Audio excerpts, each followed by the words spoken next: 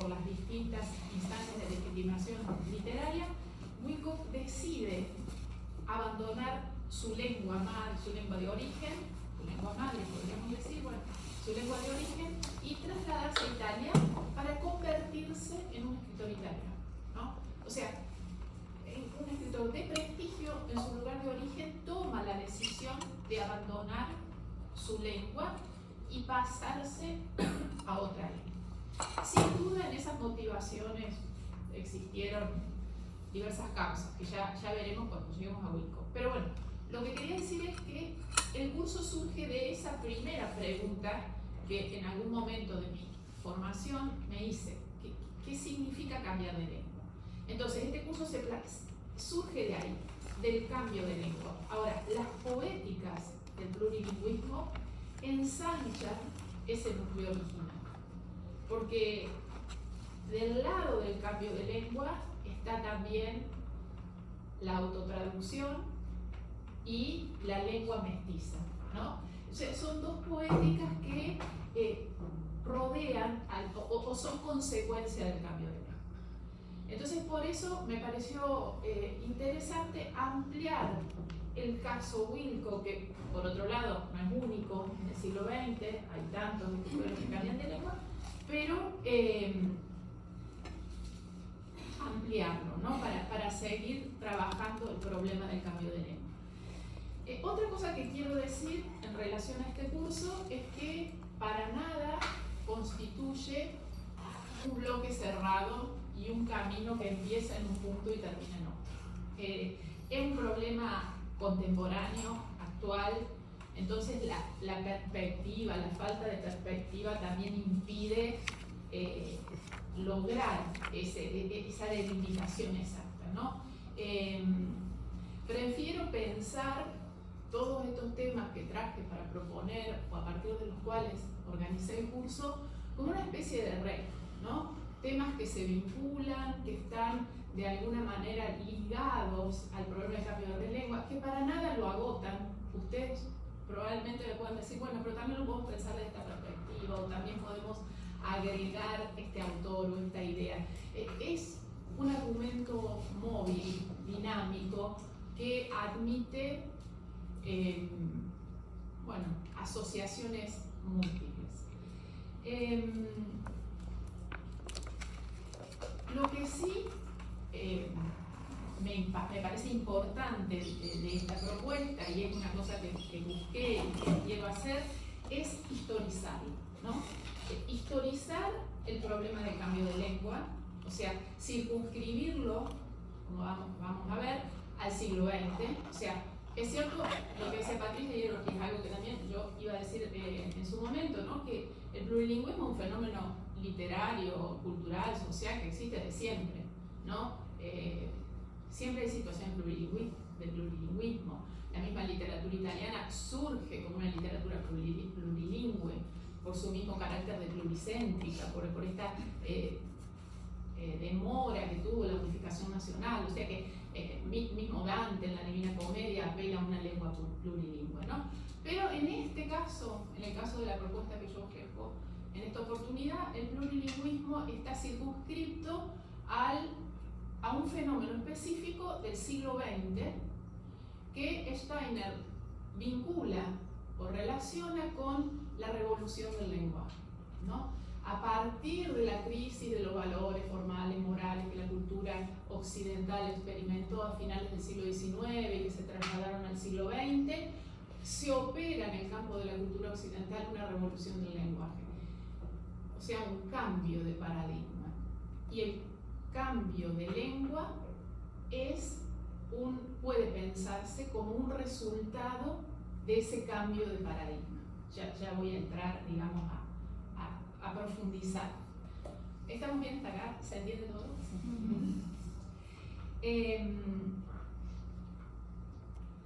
Bien, entonces, el hecho de que no sea un núcleo cerrado de conocimiento, sino un núcleo en expansión o una especie de red que pueda admitir asociaciones múltiples, y el hecho de que querramos en esta oportunidad historizarlo, me parece que constituyen un poco los objetivos fundamentales, ¿no? de este recorrido que propongo. Y también, bueno, a partir de ahí justifico la localización temporal de este problema. Como ustedes habrán visto, es específica, ¿no? Siglo XX, primeras décadas del siglo XXI. Plurilingüismo como fenómeno literario, cultural, pero bueno, en este caso más bien literario, supone siempre el contacto de lenguas y por tanto el contacto de cultura. O sea que es un argumento que tiene un anclaje directo con los objetivos del proyecto Conectando Culturas. Está estrechamente vinculado con eso. Yo quería empezar con esta cita de Deleuze. Deleuze toma una cita de Proust, ¿no? Que dice, que sirve como epígrafe a su obra Crítica y Clínica, que nos ayuda a pensar la idea del plurilingüismo, ¿no? Él dice, Proust dice, los libros hermosos están escritos en una especie de lengua extranjera. Quiero pensar un poco esa idea, ¿no? Y luego Deleuze, en estos diálogos con Claire Parnet, señala, siempre se nos podrá objetar que escogemos los ejemplos que nos convienen. Kafka, judío checo que escribe en alemán. Beckett, irlandés que escribe en inglés y francés. Luca, de origen rumano, incluso Godard, que es suizo. ¿Y qué? Ese no es un problema. Hay que ser bilingües incluso en una sola lengua. Hay que tener una lengua menor en el interior de nuestra propia lengua. Hay que hacer un uso menor de nuestra propia lengua. El multilingüismo no consiste solamente en poseer varios sistemas, cada uno de los cuales sería homogéneo en sí mismo. Fundamentalmente en la idea de línea de fuga o de variación que afecta a cada sistema y le impide ser homogéneo. Nada de hablar como un irlandés o como un rumano, hablarían en una lengua distinta a la suya, sino al contrario, hablar en su propia lengua como un extranjero. Me interesa esta cita de Deleuze porque acá está planteada también la idea de fuga, ¿no? Dentro de la propia lengua. Dentro de la propia lengua la posibilidad de establecer una desviación, ¿no? Una desviación de la lengua con funciones comunicativas para adentrarnos en lo que podemos reconocer o llamar lengua literaria. Toda lengua literaria es una fuga de la lengua estándar, de la lengua comunicativa. La lengua literaria constituye ya esa suerte de lengua extranjera dentro de la propia lengua. Esto nos recuerda un poco también a lo que Barthes decía en la lección inaugural, ¿no? La literatura le hace trampas a la lengua, ¿no? Le hace trampas a la función comunicativa del lenguaje. La literatura se permite ese espacio de transgresión. Entonces, creo que esta cita abre un poco la discusión y nos permite pensar, porque es cierto, en el caso de escritores que cambian de lengua, que ese sería el caso más claro del plurilingüismo, el caso más donde se puede constatar con mayor claridad,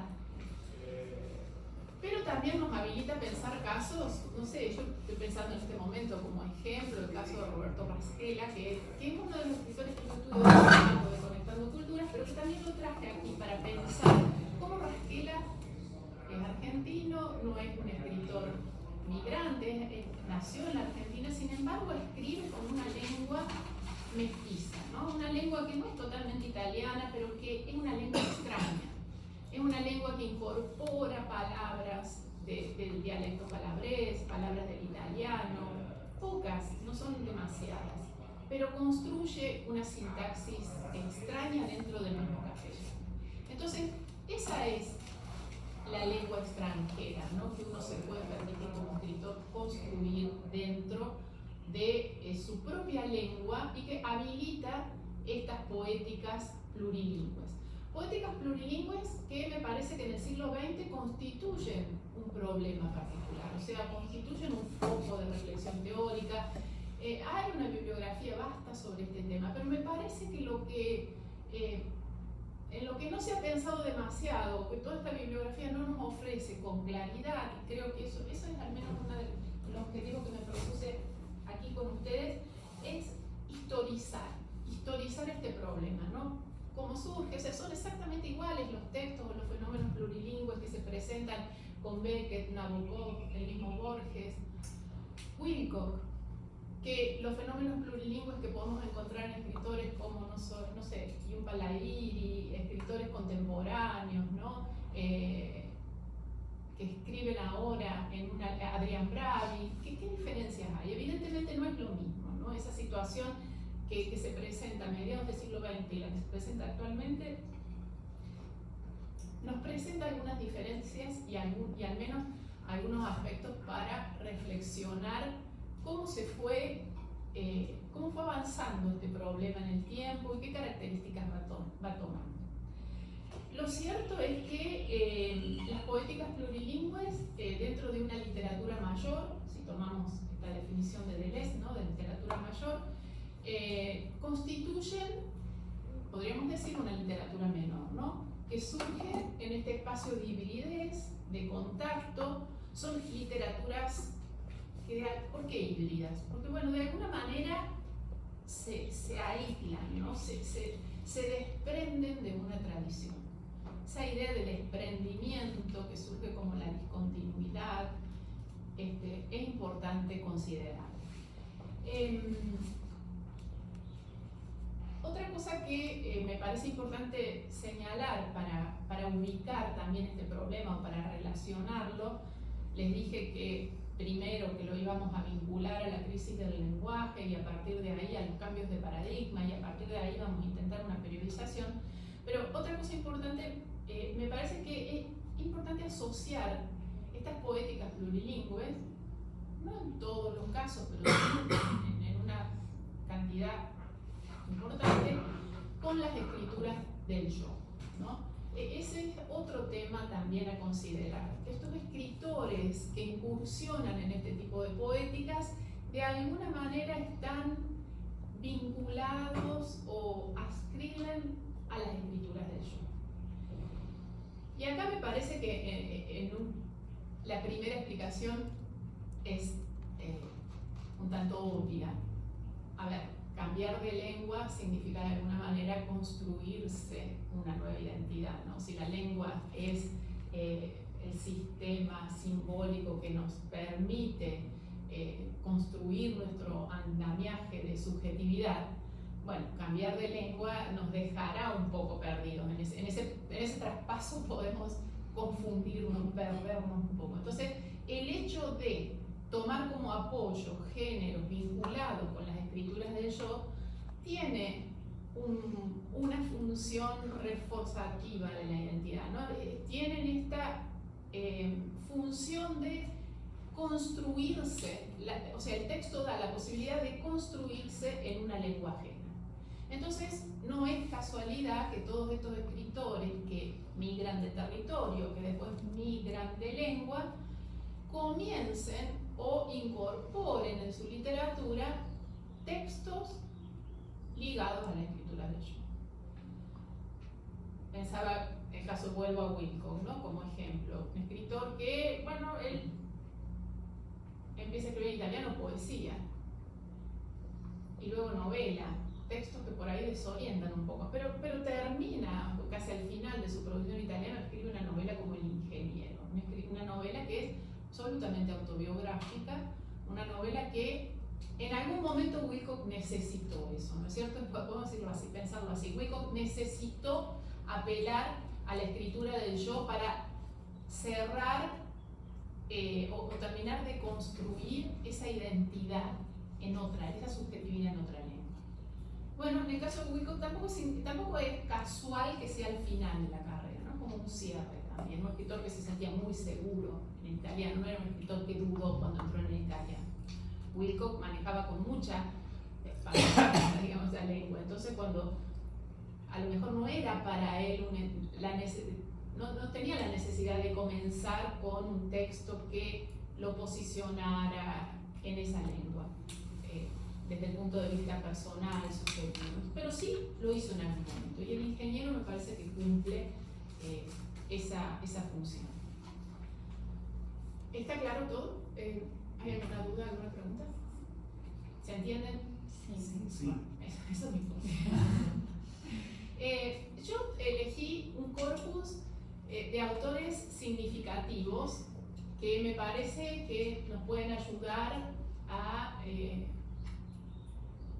pensar los objetivos del curso, ¿no? La mayoría de estos autores trataron de vincular o reforzar esta relación entre Argentina e Italia, ¿no? Traté de circunscribir el corpus a esos sistemas literarios. Sin embargo, me veo obligada a hacer referencias, a salirme un poco de esos límites, ¿no? Referencias que no puedo no hacer. Por ejemplo, von Hofmannsthal con la Carta de Lord Chandos es un texto que tenemos que leer, es muy breve, pero bueno, lo tenemos que leer. También tengo que hacer alguna mención a Paun, a Nabokov, que son casos como paradigmáticos que habilitan o abren una pista para esto, ¿no?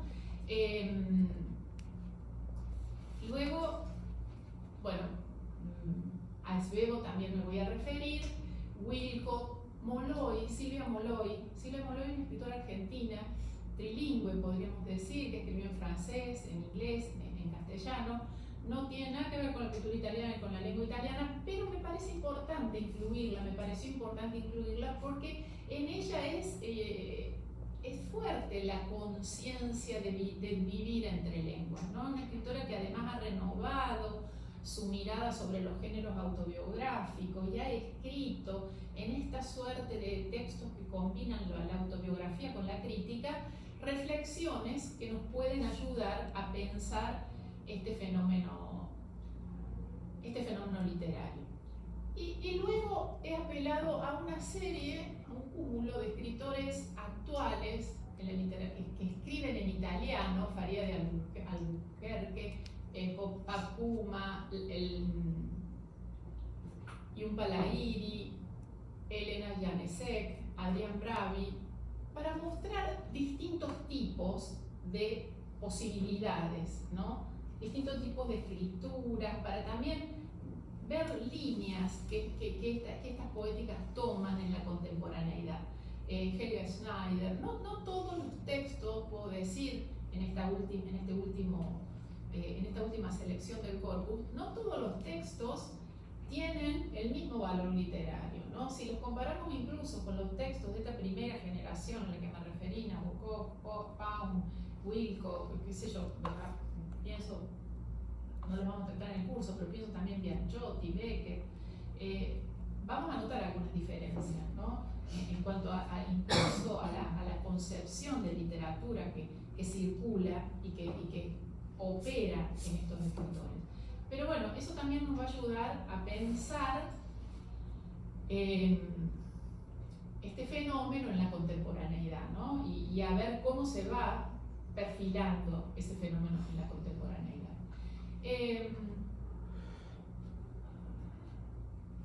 Lo cierto es que las poéticas plurilingües siempre operan dentro de la literatura mayor como un murmullo, ¿no?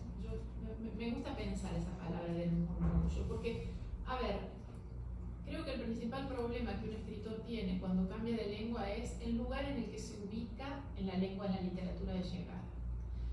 Nunca en un lugar central, ¿no? Hay ahí una sensación de extrañamiento que se produce con este escritor. Y estoy hablando de escritores incluso con una concepción de literatura alta, escritores como Nabokov, como Wilcock, siempre operan en una periferia hasta que son reconocidos. Después son reconocidos, no vamos a negar que Nabokov lo consideramos un escritor norteamericano, pero bueno, tuvo que escribir Lolita para que ese reconocimiento llegara. Wilcock al principio no gozaba de ese prestigio, ¿no? Siempre era un escritor marginal que operaba en los márgenes, a pesar de que gozaba del reconocimiento de una clase importante de intelectuales italianos que reconocían el valor de su italiano y de su obra. Pero esa situación de extrañamiento opera, ¿no? Entonces, por eso esta literatura es una literatura que se puede pensar como un murmullo que opera en los márgenes,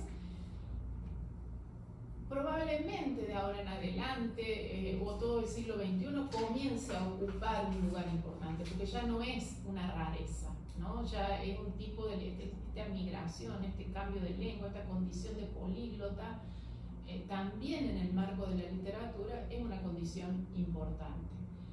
En el texto Kafka por una literatura menor, Deleuze nos marca como tres características que nosotros podríamos pensar a partir de estos textos para ver cómo se concreta o cómo se da esa marginalidad o esa hibridez, ¿no? Primero, y tal vez ese sea el problema más importante, es que el idioma, el escritor que cambia de lengua a la lengua, se ve afectado por un fuerte coeficiente de desterritorialización, ¿no? El escritor llega a una lengua que puede conocer, que puede dominar, pero ahí hay una suerte de discontinuidad. Y lo vamos a ver también cuando nos hagamos referencia a Svevo. Svevo escribe en italiano, pero no fue fácil para Svevo ubicarse en el centro del sistema literario, ¿no? Tuvo que, esa llegada, digamos, al caso de Svevo, que nosotros podemos reconocer en el año 25, a partir del artículo de Montale, que lo reconoce como un renovador, estuvo matizado por largos periodos de silencio, de frustración del propio Svevo, cuando veía que sus obras no eran recibidas ni aceptadas, ¿no? La crítica se refería muchas veces a la lengua bárbara de Svevo, ¿no? Justamente para hacer referencia a este proceso de este coeficiente de desterritorialización. Un Svevo que se había educado en la frontera, incluso en un colegio de Austria. Bueno, esa es la desterritorialización, esa falta de continuidad con una lengua que no es propia desde el origen. Se puede aprender bien esa lengua, se puede dominar muy bien, pero siempre hay una zona de extrañeza. Y que impide, por supuesto, ubicarse en el centro del sistema. Por otro lado, dice Deleuze, en toda literatura menor todo es político, ¿no? Adquiere una fuerte impronta el elemento político. Porque, bueno, esa literatura dentro del sistema de llegada es una literatura menor. Tiene una fuerte connotación política. Si uno piensa en todos, por ejemplo, pensemos en la literatura italiana contemporánea, en los escritores que no son italianos y que escriben en italiano. Son escritores que recién ahora han adquirido cierta visibilidad, y Anne Secca no les entrega, ¿no? Con La chica de la Lelka, pero al principio, ¿cómo circulaba esta literatura? No era aceptada por el sistema literario, no era aceptada por los textos, circulaba siempre por medios alternativos, operaba en el margen, ¿no? Recién ahora las historias de la literatura italiana las empiezan a considerar. Y por último, la otra característica que señala Deleuze es que todo adquiere en este tipo de literaturas un valor colectivo, ¿no? Estos escritores que comienzan a identificarse y a formar un colectivo de enunciación. Digamos que lo político en ese principio de comunidad, de colectividad, contamina la enunciación.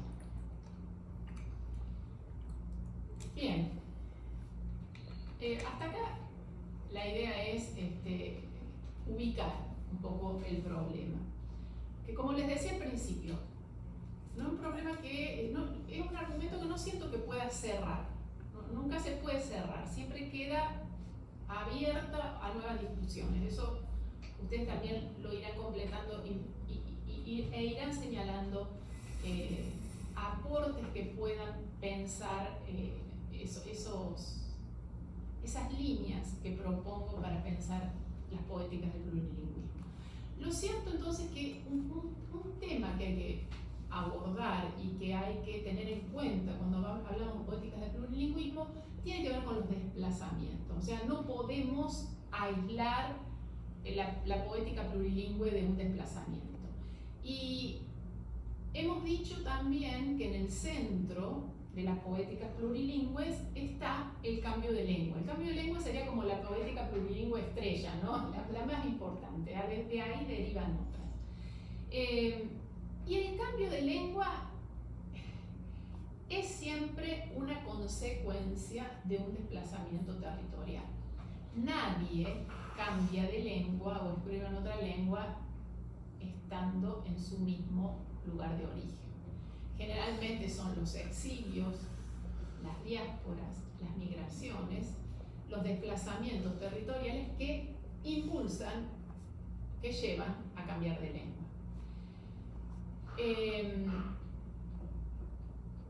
Y esos exilios, diásporas, migraciones que existieron siempre, pero se han visto con mayor énfasis y con mayor fuerza en el siglo XX.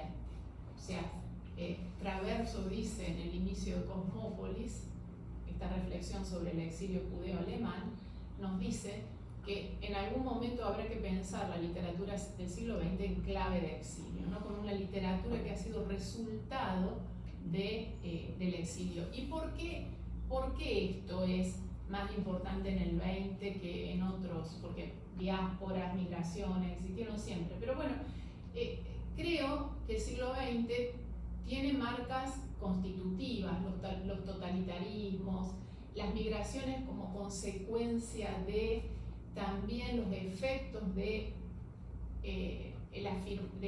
la consolidación del imperialismo, luego la globalización y la mundialización. La globalización es un efecto económico, ¿no? Que ha ofrecido nuevos diseños del mundo contemporáneo, que ha obligado a inmensas cantidades de pobladores de zonas más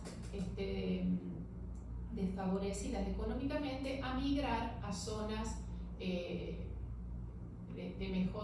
les posibilitaran mejores calidades de vida. O sea que tenemos que pensar eso, pero tenemos que pensar el siglo XX también como un siglo de una barbarie política sin precedentes, tal vez, ¿no?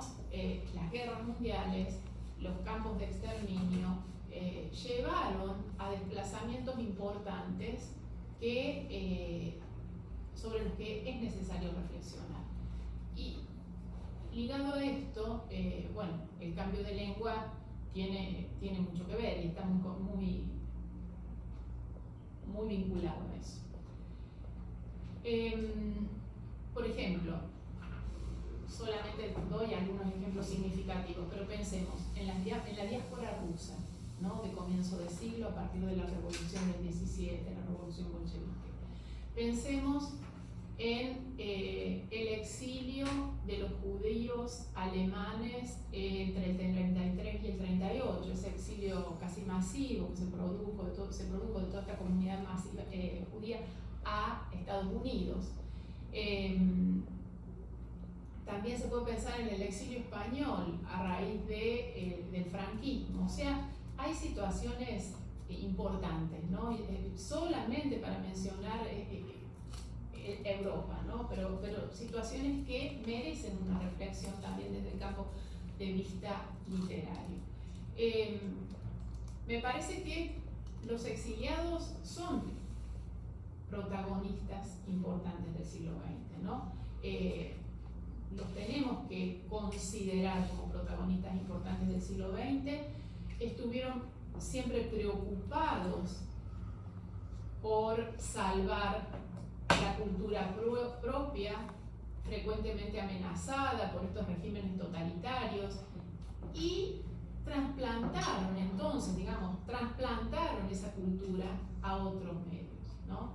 No podemos no pensar el efecto de la consecuencia de los judíos alemanes en las universidades estadounidenses. O sea, las universidades estadounidenses crecieron con esa llegada, ¿no? Los exiliados españoles que se radicaron en Buenos Aires y que también generaron un movimiento cultural significativo. La diáspora rusa no la conozco en situaciones pormenorizada, pero bueno, el caso de Nabokov es un caso paradigmático, o sea, de lo que es capaz de hacer un solo escritor con ese dominio de las lenguas, trasladado y obligado, ¿no? Su figura es una figura paradigmática de este fenómeno, que, bueno, a la que ya nos vamos a referir en forma particular, por eso no quiero ahondar hoy. Pero simplemente estoy señalando estos ejemplos para que nos ayuden a pensar el exilio como una condición de desplazamiento que sin duda impulsa el cambio de lengua. Un exilio, como todo exilio, que siempre alberga sentimientos encontrados. Por una parte, los exiliados son desterrados, son personas que perdieron todo o casi todo, perdieron sus amigos, sus profesiones, son vagabundos que sin bienes, muchas veces sin profesión, sin costumbre, o sea, dejando atrás sus costumbres, y sus amigos tienen que insertarse en otro medio, ¿no? Reconstruirse en un medio diferente. Pero también hay que ver cierto aspecto positivo que el exilio tiene, y que es el de considerar a los exiliados como viajeros, ¿no? Como viajeros modernos. Un poco la figura de Ulises está simbolizando esta condición. Esta condición de viajeros los coloca de una manera más sensible que a otros en la situación de encuentro y de enriquecimiento que esta nueva realidad puede ofrecerles. O sea que podríamos pensar en el exiliado como una semilla de un crecimiento híbrido, multicultural, ¿no? Por un lado está el dolor de la pérdida, pero por otro lado está la ganancia del encuentro con lo nuevo. Y ahí, en esa condición, surge algo diferente que nunca podría surgir de un nativo. En ese sentido, el exilio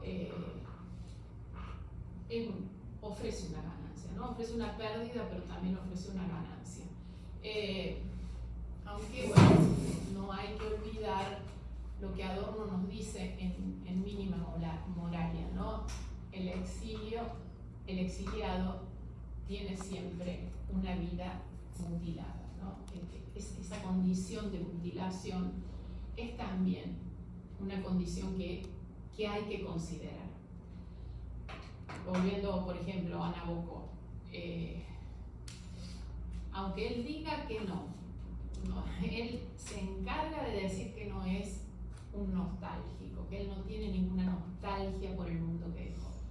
Sin embargo, cuando uno lee la obra de Nabokov, no hace más que encontrar huellas de un dolor que está en todo caso transfigurado en una imagen literaria, pero bueno, eso después lo vamos a ver, pero esa profusión de detalles, ¿no? En su autobiografía. ¿Por qué tanto detalle? Además de que él ascriba una condición esteticista del arte. Pero tanto detalle, pensaba yo también, bueno, eso también quiere decir, es una forma de no olvidar. Mientras más detalles le pongo a un recuerdo, más lo puedo fijar, ¿no? Lo puedo construir estéticamente bello, pero también lo fijo más. El detalle hace que ese recuerdo se ancle con mayor firmeza en mi memoria. Y entonces me permita no olvidar una tierra que en el caso de Nabokov estuvo absolutamente perdida. O sea, él no pudo nunca más volver. O sea que la condición de mutilación a la que alude Adorno es una condición que tenemos que considerar aún cuando los exiliados se digan ciudadanos del mundo.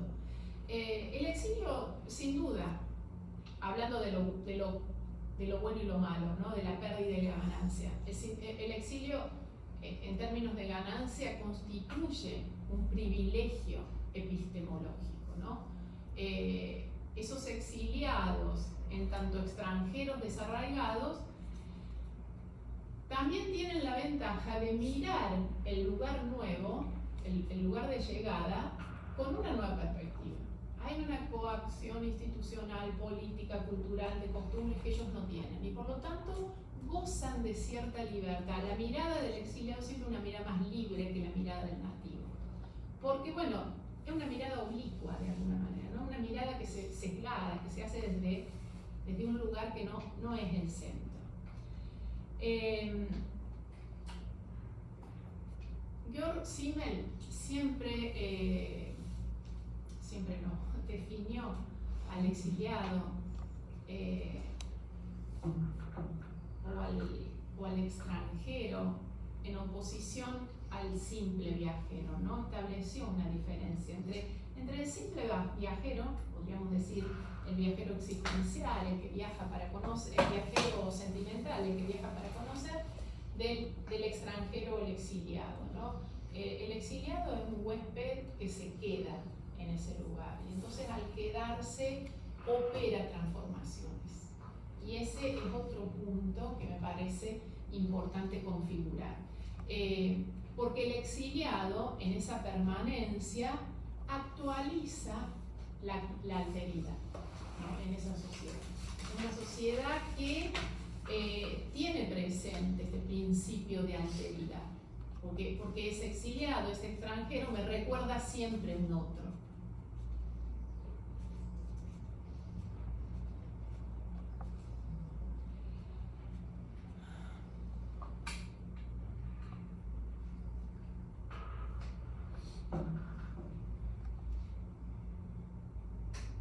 Bien, quien ha reflexionado también bastante sobre el exilio y que merece ser citado en relación a esto es Edward Said, ¿no? En las reflexiones sobre el exilio.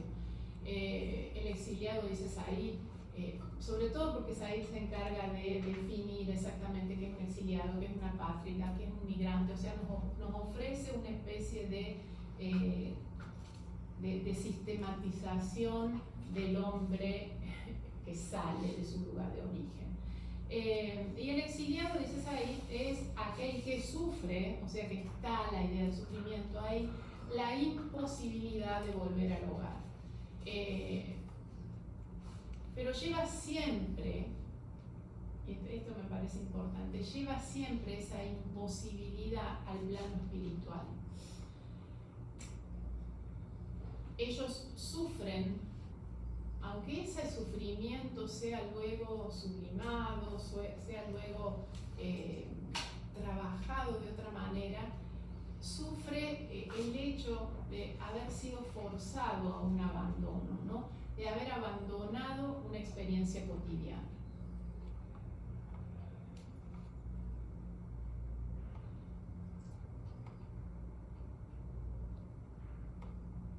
Ahora, dice Said, toda persona a la que se le impide volver a casa es un exiliado. Tenemos casos también de autoexiliados, ¿no? Wilcock podría considerarse un autoexiliado, alguien que decidió no volver más, ¿no? A su lugar de origen. Cuando tuvo que levantar la casa de la calle Montes de Oca, mandó a su hijo adoptivo, a Livio Bacchi, a hacerlo. Él no vino más a la Argentina.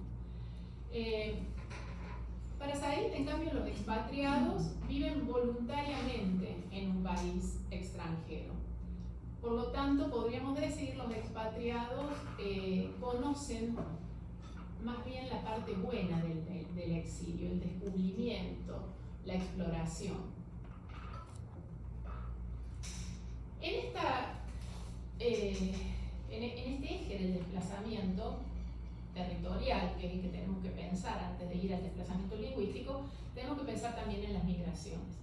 Y las migraciones constituyen un fenómeno muy importante en el siglo XX. En Argentina, por ejemplo, la inmigración fue la fuerza demográfica que pobló un país extenso y vacío y que surgió en el momento en que Argentina pensaba su proyecto de nación, ¿no? Alrededor de 1880, con la generación del 80, unas décadas antes, pero un fenómeno que también alcanza al Brasil, ¿no? A toda Sudamérica, también al Uruguay, ¿no? Esta masa de inmigrantes italianos y españoles sobre todo, que poblaron y el problema es, el problema que generó esta llegada en el campo social, al menos hablo de Argentina, el impacto que esta gran población trajo aparejada sobre la clase que estaba ya sentada.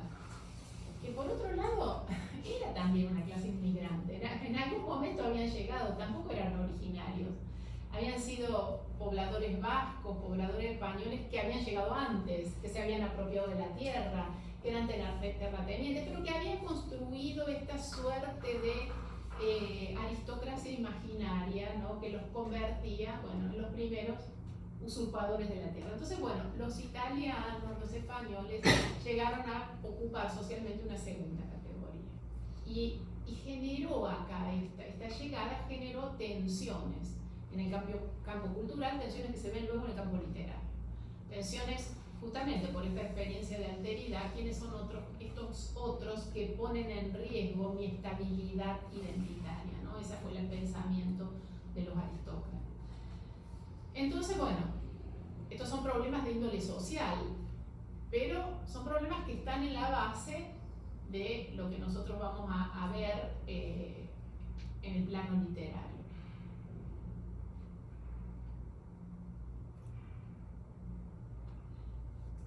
Bien, siempre me parece a mí un buen punto de partida considerar las motivaciones que llevan al cambio de lengua, ¿no? El exilio, sin duda, o sea, el desplazamiento territorial, es la más importante. Pero hay otras también que uno tiene que buscar y que están un poco más escondidas, ¿no? Bueno, si yo me cambio de lugar, cambio de país, necesariamente tengo que cambiar de lengua. Pero hay razones por las cuales esa lengua y no otra, hay razones por las cuales yo trabajo en determinado estrato de esa lengua. Bueno, hay que ver. En el caso de Conrad podríamos pensar que la necesidad fue una motivación importante. En el caso de Nabokov, la ambición estética. En Gombrowicz, escritor polaco que vivió muchos años en Argentina, la disposición.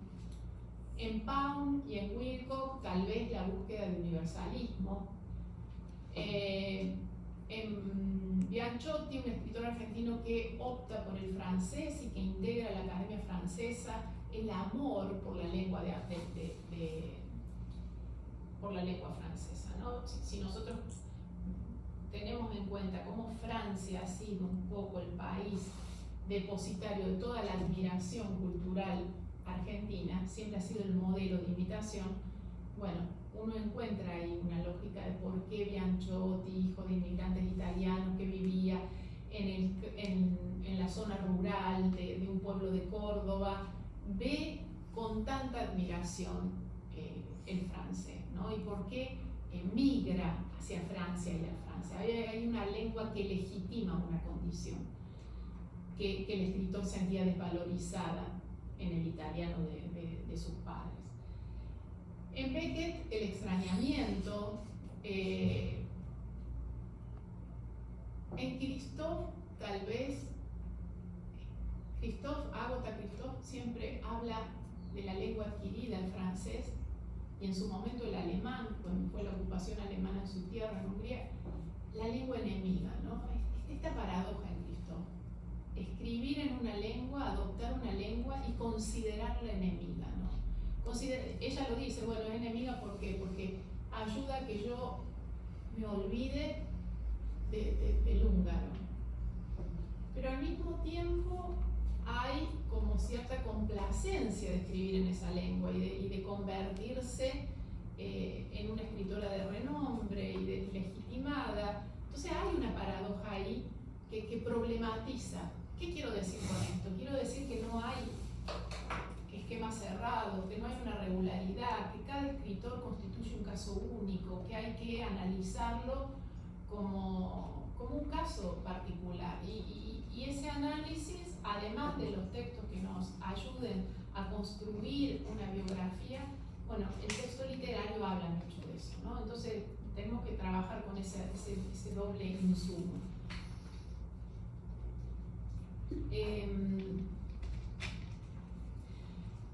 Entonces, el exilio es sin duda el exilio exilio, las migraciones, las diásporas, o sea, todos estos desplazamientos territoriales son sin duda la causa más superficial de este cambio de lengua, ¿no? de la decisión de cambiar de lengua. En esto no hay duda, hay una imposición material. Ahora, George Steiner habla de otro fenómeno que es en el que me quiero detener un poco y en el que también quiero considerar como una segunda causa, si quieren, o primera, bueno, otra causa en el cambio de lengua y que tiene que ver con la revolución del lenguaje. Que tiene que ver con la revolución del lenguaje y con la crisis del lenguaje. Que lo lleva a Steiner a ubicar este fenómeno tan característico y tan propio del siglo XX en este momento, ¿no? y que nos impide compararlo con el bilingüismo, qué sé yo, de escritores, qué sé yo, por ejemplo, el bilingüismo de Montaigne, ¿no? Montaigne hablaba francés, pero también hablaba latín, escribía en latín, no sé, ese también es un caso de bilingüismo, pero es otra condición esa, ¿no? Dice Steiner que tienen que cambiar ciertas condiciones del estatus personal para entrar, para pensar el cambio de lengua en el siglo XX.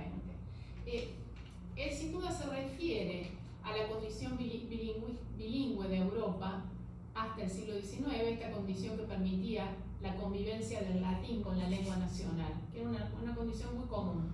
Ahora, no era un bilingüismo que implicara una tensión esa, ¿no? El latín con la lengua nacional, porque el latín siempre de alguna manera fue el referente normativo de esa lengua nacional. Entonces, era una relación tranquila, podríamos decir, ¿no? Una relación que no generaba conflicto. El problema está ya a finales del siglo XIX, en asumir otra lengua que no sea la lengua propia, la lengua de origen.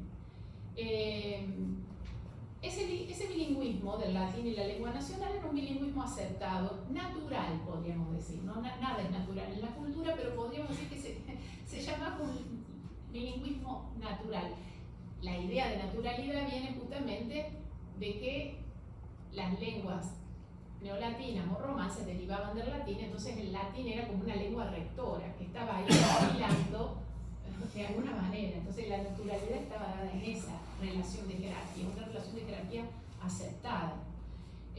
Ahora, en el bilingüismo moderno que luego se transforma en bilingüismo contemporáneo, se tiene que cambiar, ¿no? Determinadas condiciones de estabilidad lingüística como resultado de la crisis. No, paso otra.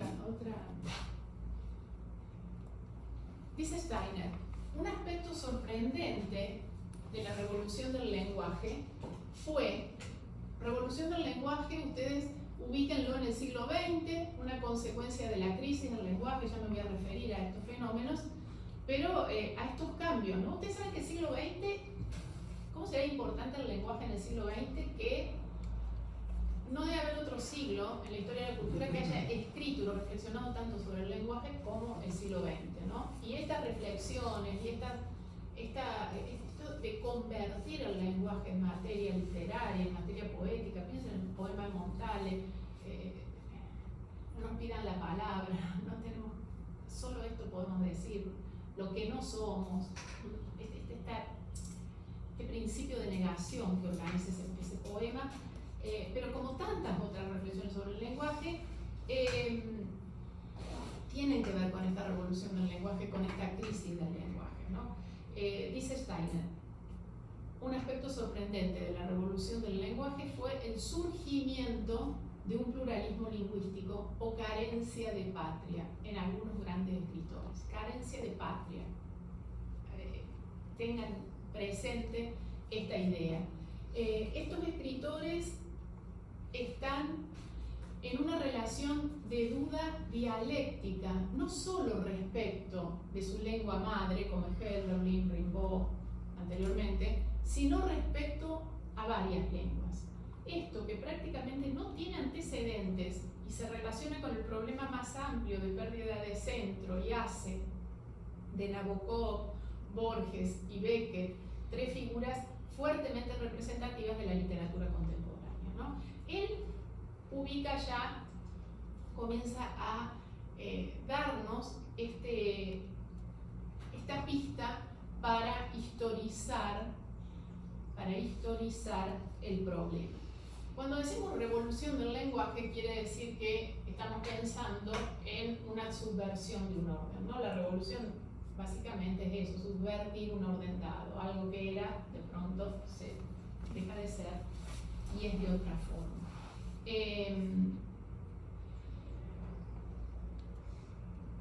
¿Cuáles fueron las condiciones, según Steiner, pero podemos ampliar esta reflexión, cuáles fueron las condiciones de la cultura que cambiaron y que hicieron posible que un escritor dejara de pensar con naturalidad en su lengua de origen y pudiera escribir en otra lengua, ¿no? ¿Qué pasó ahí para que este cambio se operara? ¿Por qué esto se reconoce recién en la modernidad y no antes? Bueno, dije que antes del siglo XIX el bilingüismo latín, lengua nacional en Europa era aceptado porque tenía una función reguladora, ¿no?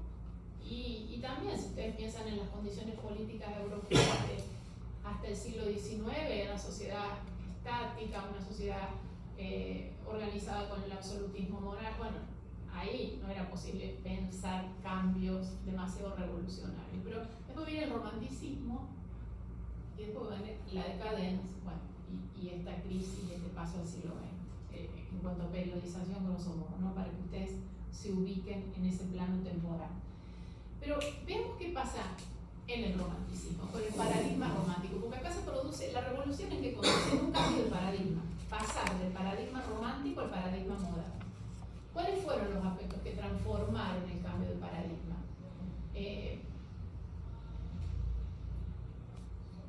Pensemos un poco cómo se organiza el paradigma romántico y cómo organiza el romanticismo la relación entre lengua, territorio y nación. El romanticismo establece una íntima relación entre la nación, entre una nación, entre una lengua y una patria, ¿no? Esos son tres conceptos que funcionan muy imbricados, ¿no? Nación, lengua, patria. Es una idea promovida por el romanticismo y es una idea que nos posibilita a nosotros pensar la figura del escritor con casa. O sea, el escritor que tiene una casa. Esa casa es esa lengua de origen, esa lengua nacional, esa lengua de la patria. Entonces se produce en este paradigma, o mejor dicho, este paradigma nos ofrece una suerte de naturalidad entre el vínculo de la lengua de origen con el lugar de origen. Lengua madre, lengua de origen y territorio de origen y nación están íntimamente relacionados. Esto tiene que ver también con todos los nacionalismos que el romanticismo lleva adelante, ¿no es cierto? Y con toda esta cuestión política que sostiene este paradigma, ¿no? Ustedes piensan que todas estas son construcciones culturales. El romanticismo construye este paradigma a partir de la necesidad de consolidar su paradigma nacional. Entonces, el romanticismo actualiza la idea de una literatura nacional, de un límite territorial, de una frontera, e integra un vínculo íntegro, mejor dicho, establece un vínculo íntimo con el lenguaje. Porque además el lenguaje no está puesto en duda. El romántico acepta el valor cognoscitivo del lenguaje. Entonces, el lenguaje designa una realidad, eso no es discutido, eso es aceptado. Y entonces esta triangulación circula sin problemas. En esta triangulación hay dos ideas importantes también, ¿no? que sirven para esa cohesión. La idea de pueblo, ¿no? El romanticismo está empeñado en acuñar ese concepto, esa categoría de pueblo, porque esos nacionalismos se tienen que basar en la idea de pueblo, y la idea de genio, el escritor como genio. Y acá está tal vez lo que más nos interesa a nosotros. El escritor como genio es la persona indicada, aquella que mejor puede captar el espíritu de ese pueblo a través de una lengua. Hay una suerte de intuición, privilegio, dominio que solo el escritor tiene en relación a esa lengua para vehiculizar las ideas de un pueblo. Entonces acá está todo claro. Acá no es posible, salvo en estos casos que hemos dicho, Heine, Hölderlin, bueno, hay ciertas tensiones, que no voy a entrar ahora, pero que podrían ver cómo siempre hay en medio de un paradigma hegemónico indicadores que marcan síntomas de esa, bueno, esa suerte de cohesión que ese paradigma está tratando de armar, porque como decíamos, nada es natural, todo se va construyendo. Entonces, tengan presente esto de la idea de pueblo, de la idea de genio. Entonces el artista es un genio. En el romanticismo el artista es un genio que vehiculiza a través de la lengua materna el espíritu de ese pueblo. Está aquí Herder, que trabaja y opera desde el campo de vista de la filosofía con la idea de pueblo en relación a lengua. La lengua es una suerte de patria y el escritor es quien mejor vehiculiza la esencia. También trabaja con estas categorías, ¿no? Tanto esencialistas de patria. Un paradigma que luego puede derivar, ¿no?, a concepciones de tipo esencialistas como la nacionalidad, los valores de, no sé, la italianidad, la argentinidad, bueno, estas ideas a las que hay que escapar, pero que, de las que hay que escapar, pero que operan aquí, ¿no?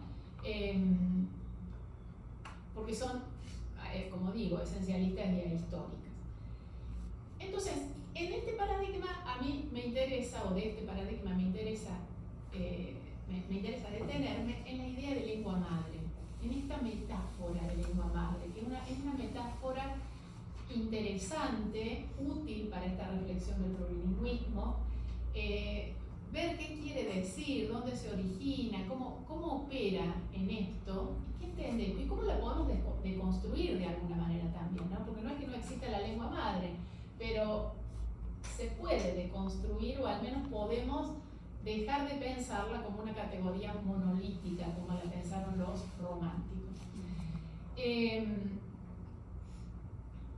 una metáfora, como decía, que nos ayuda a pensar, porque lengua madre, fíjense ustedes, se vincula o está directamente relacionada con la idea de madre patria, ¿no? Son como imágenes que operan ahí en un mismo campo semántico. Lengua madre, madre patria, imágenes o metáforas que ayudan a cohesionar esta idea de lengua, territorio, patria, nación.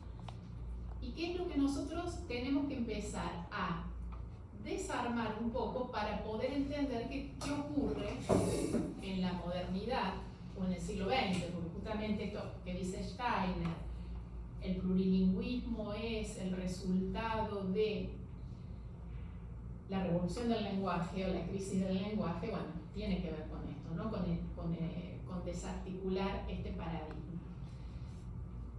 Bien, la lengua madre entonces es una metáfora que sirve para explicar la lengua de origen, una lengua, esa lengua de origen que ha sido adquirida, mediada por el sentimiento, teóricamente, ¿no?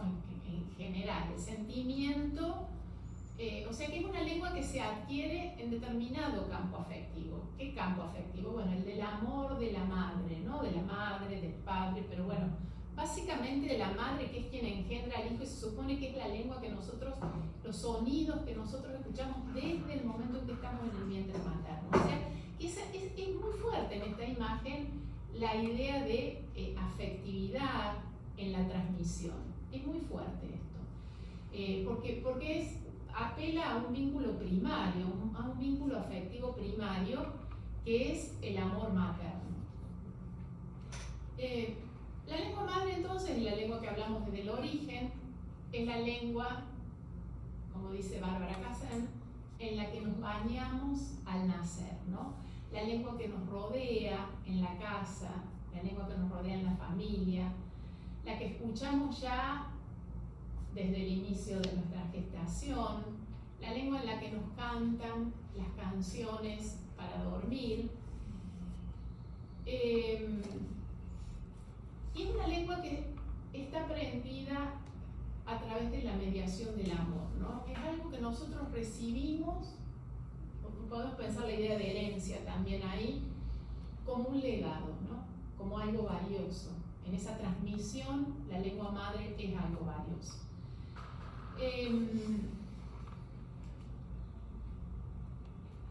¿Por qué digo que habría que deconstruir esta triangulación que se opera entre la tierra, la patria, la lengua madre? Bueno, porque la idea de lengua madre de alguna manera entra en tensión con aceptar la normalidad de un bilingüismo o de un multiculturalismo. Esa normalidad entra en tensión con la lengua madre, porque ustedes piensen, siempre está esta idea de que si somos bilingües,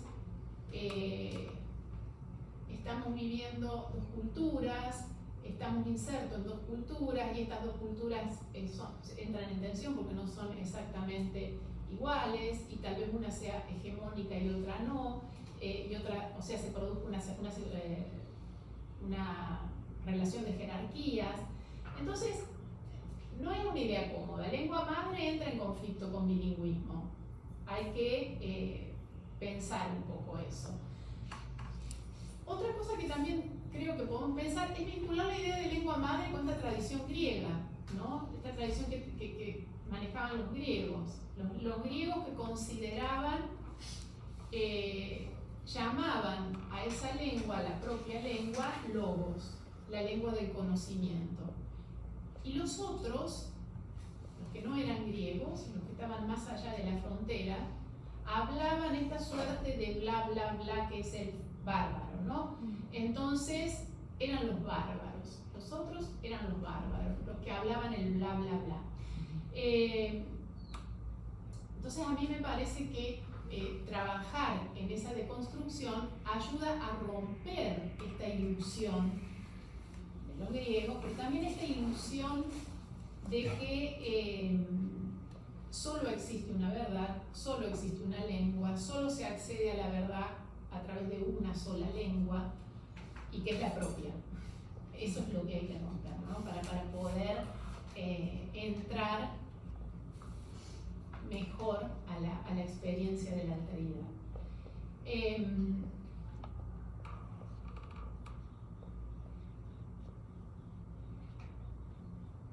Entonces, para los griegos, logos significa razón. Ellos pensaban que hablaban la lengua de la razón y por lo tanto la lengua de la inteligencia y por lo tanto la única lengua posible. El resto, a partir de esta concepción, entonces, el resto no existe y ni siquiera es lengua. Esa lengua que hablaban los griegos, ese logos, es la lengua que constituye la humanidad, la cultura, la racionalidad. De modo que, fíjense, ¿no? Si esa lengua, el logos, constituye la humanidad, la cultura, la racionalidad, los otros, los bárbaros, están ahí de casi no ser hombres.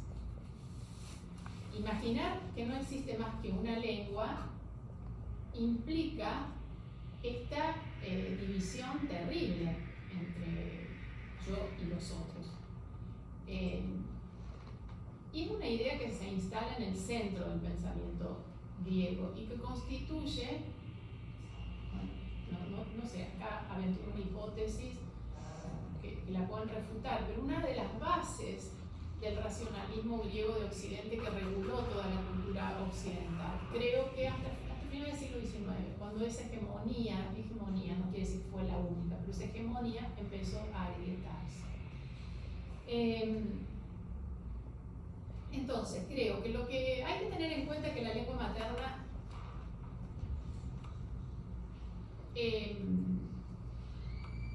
cuando se piensa en una lengua materna, es una más. O sea, eso es lo que hay que tener en cuenta, que la lengua materna es una más en un conjunto de múltiples posibilidades. O sea, para deconstruir este paradigma, lo primero que tenemos que saber es eso, que la lengua materna sí es lengua materna, pero es una más en un conjunto de posibilidades, aun cuando para nosotros esa lengua sea infinitamente singular. Puede ser infinitamente singular, pero es una más. No hay que perder en cuenta, no hay que dejar de ver eso, ¿no? Es esa suerte de monolingüismo que construyen grandes grupos lingüísticos está siempre apoyado en un poder propio, en un poder central, y no es más que un espejismo. Entonces, es mejor pensar la lengua como parte de una cultura y aprender esa lengua porque queremos participar de esa diversidad cultural. Y acá, ustedes me dicen cuando quieran cortar. Todavía no. Silvia, Sim. vou falar em português. Sim. Posso fazer uma pergunta? Sim. Você falou agora dessa hegemonia, né? Digamos assim, Bilíngue. dessa hegemonia do pensamento grego, né? Em relação aos bárbaros, aos outros, essa língua do blá blá blá, que é então, a língua grega como a língua da razão, né? Então, que forma a humanidade, a racionalidade e tal. Um aspecto. Um segundo aspecto, e aqui talvez o Leonardo vai me ajudar, é quando você disse que um exemplo da condição do exilado, um exemplo da condição do exilado é a figura de Ulisses. Tá?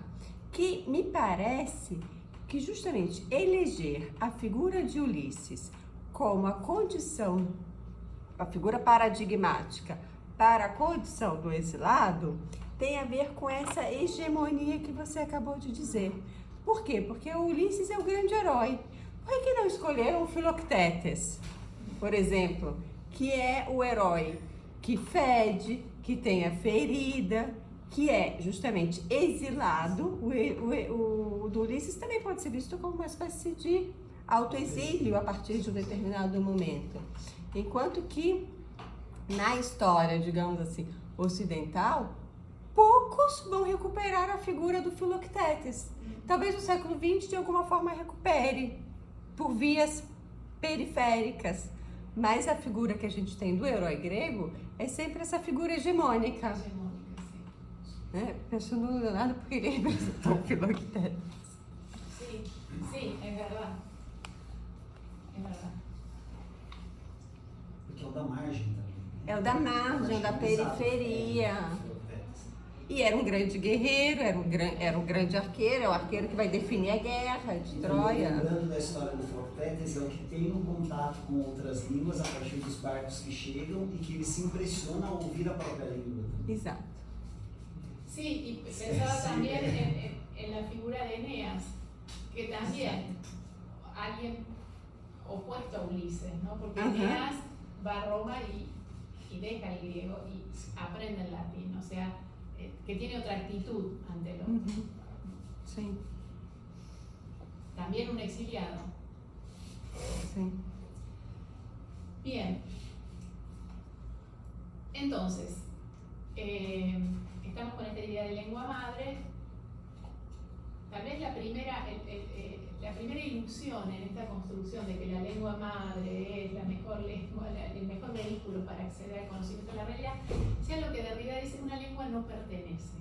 Esa es una expresión importante para pensar en relación a la lengua madre, ¿no? Porque relativiza nuestra posición y nuestra relación con esa lengua. Pensemos un poco en relación a ese aporte que Derrida hace.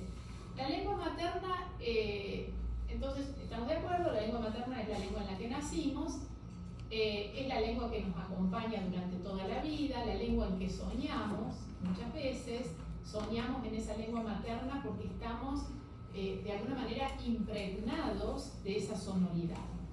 Es la lengua también con la que podemos jugar, podemos hacer juegos de palabras, escuchar ecos significantes, inventar.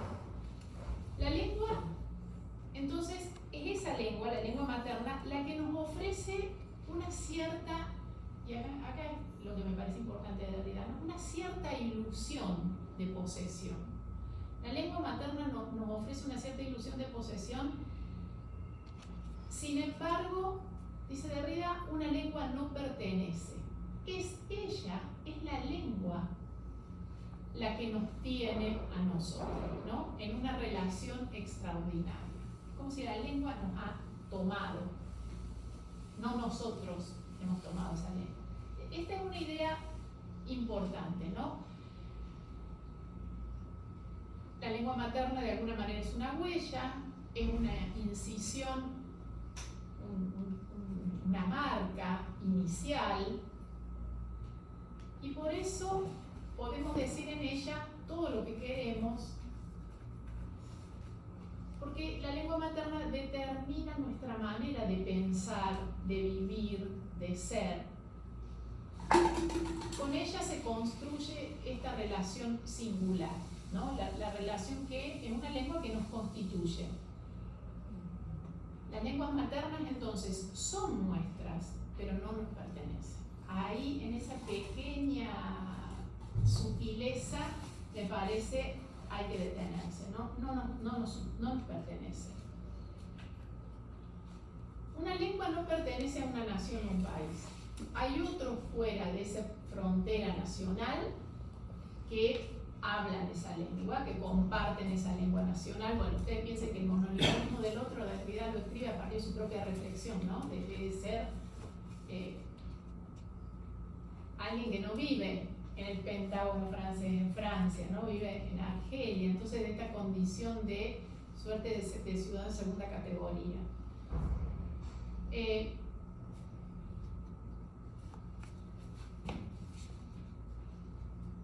Y no pertenece, entonces una lengua, la lengua madre, no pertenece a una nación o a un país, la lengua madre puede ser hablada por otros que viven fuera de esa nación. Es una explicación que también se ajusta a la situación colonial.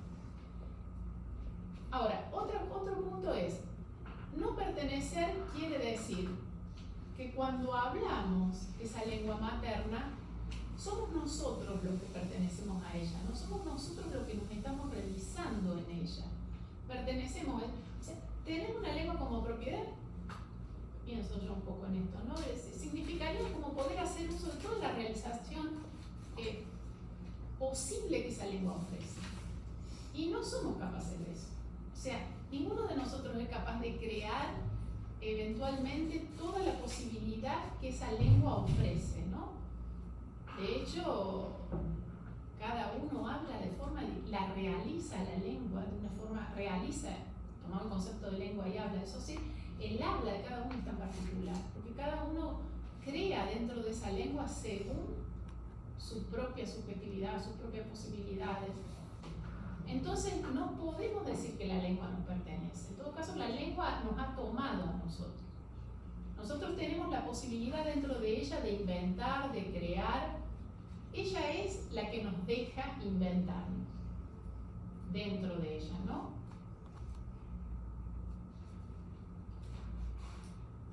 Por eso, y aquí uno puede explicar otra de las expresiones de Derrida, de los aportes de Derrida importantes, no tengo más que una lengua, ¿no? Es esa sensación de vínculo singular con una sola lengua, que es la lengua del origen, la que podemos llamar lengua madre. No tengo más que una lengua, pero no es la mía, ¿no? No es la mía justamente por esto. La lengua madre nos posibilita un mejor acceso a los sonidos, a los significantes. Nosotros podemos escribir poemas en esa lengua, podemos soñar en esa lengua, podemos dibujar un mundo en esa lengua. Pero afortunadamente, si una lengua no nos pertenece, es porque se puede aprender, ¿no? Es como que habilitar acá, con estos aportes de Derrida, la posibilidad del monolingüismo. Nunca se habla más que una sola lengua, porque una lengua tiene varias líneas de fuga, ¿no? Entonces, esa lengua ofrece múltiples posibilidades.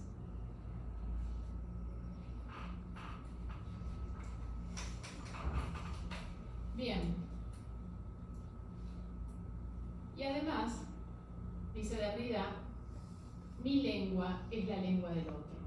Y acá también se crea un punto de ruptura, ¿no? Que admite la alteridad. Fíjense cómo ese paradigma cerrado,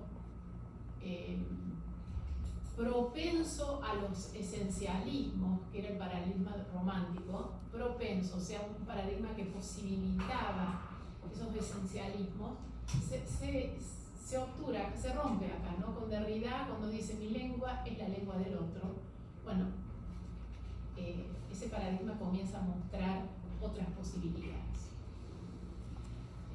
Yo quería